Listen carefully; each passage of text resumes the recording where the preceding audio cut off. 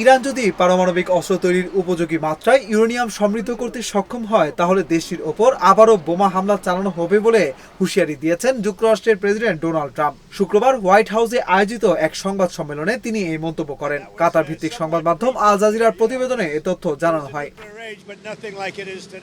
Trump বলেন, Iran যদি পারমাণবিক কার্যক্রমে অগ্রগতি ঘটায় তাহলে অবশ্যই আবার হামলা চালানো হবে, এ নিয়ে কোনো সন্দেহ নেই।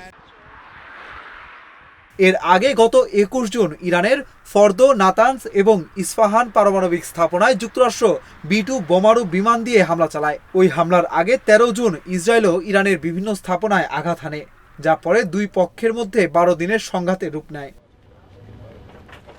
এর আগে ন্যাটো সম্মেলনে এক প্রশ্নের উত্তরে ট্রাম্প বলেছিলেন, ইরান যদি আবারও পারমাণবিক কর্মসূচি শুরু করে তাহলে যুক্তরাষ্ট্র অবশ্যই ব্যবস্থা নেবে। তিনি আরো বলেন, তারা কোনোভাবেই পারমাণবিক বোমা পাবে না এবং ইউরেনিয়ামও সমৃদ্ধ করতে পারবে না।